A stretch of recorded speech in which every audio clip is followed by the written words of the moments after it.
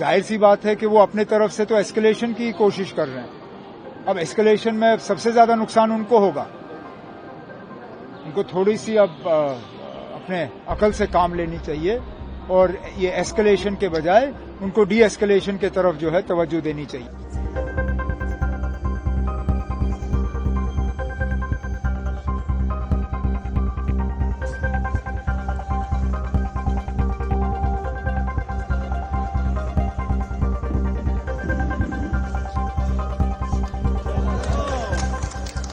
ان کے طرف سے جو سویلینز کو نشانہ بنانے کی کوشش کی گئی، جس طرح جموں شہر پہ انہوں نے ڈرون کا حملہ کیا، مجھے نہیں لگتا ہے کہ 71 وار کے بعد کبھی اس طرح جموں شہر کو نشانہ بنایا گیا ہو. لیکن ہمارے ڈیفنس فورسز ان کو یہ کریڈٹ جاتا ہے کہ انہوں نے یہ سارے ڈرون جو ہیں ان کو ناکامیاب کیے اور ان میں سے ایک بھی ڈرون جو ہے نشانے پہ نہیں پہنچ پائی. حالانکہ انہوں نے جموں میں کئی سارے علاقے، یہاں تک کہ خبر یہ آئی ہے کہ کشمیر میں بھی اننت ناگ میں جو ایمونیشن ڈپو ہے اس کو بھی ٹارگٹ کرنے کی کوشش کی، لیکن اس میں بھی وہ ناکامیاب رہے. میں نے پہلے دن بات کرتے ہوئے یہ کہا تھا کہ لیکن اب یہ حالات ہم نے نہیں بنائے. پہلگام میں ہمارے لوگوں کے اوپر حملہ ہوا، بے گناہ لوگوں کی قتل کی گئی، اس کا ہمیں جواب دینا پڑا.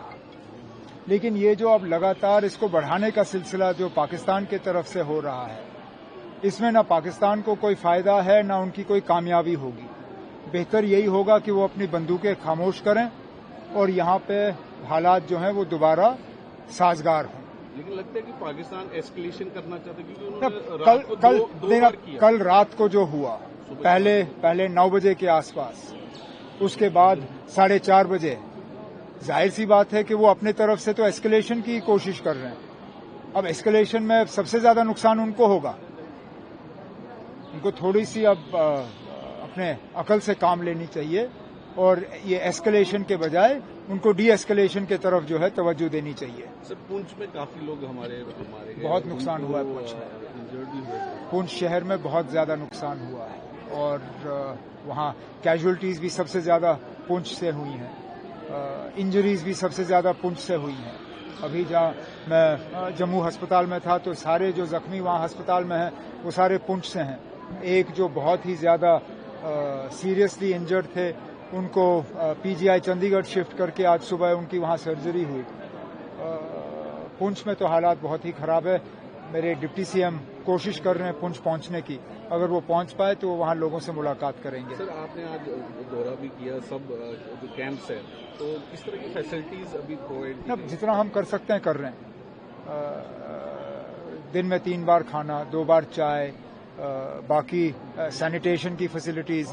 ہر کیمپ میں میڈیکل کا کیمپ لگا ہوا ہے، ڈاکٹر تعینات ہیں، دوائیاں ہیں، ٹرانسپورٹ کا ارینجمنٹ رکھا ہوا ہے، ایمبولینس رکھی گئی ہے.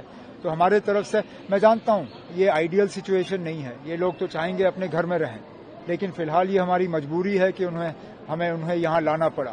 لیکن کوشش کی جا رہی ہے کہ یہاں رہ کے ان کو کم سے کم تکلیف کا سامنا کرنا پڑے.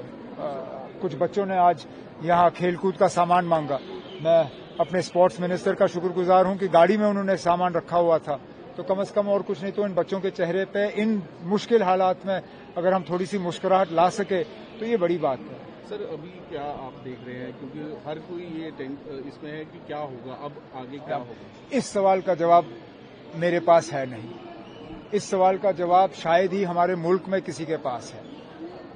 پہلے تو پاکستان کو طے کرنا ہوگا کہ وہ کس طرح کے حالات چاہتی ہیں. اگر وہ چاہتی ہیں کہ ان کے ڈرون کا مقابلہ ہمارے ڈرون کریں، پھر تو ہمارے ڈرون ان سے کئی گنا زیادہ ہیں. ہمارے پاس ہر ہتھیار جو ہے ان سے زیادہ ہے. ان کا نقصان ہی نقصان ہے اس میں. تو اس لیے میں نے کہا ان کو عقل سے کام لینا چاہیے. وہ اپنے بندوقیں شانت کرے، یہاں سے بندوق خود بخود شانت ہو جائے.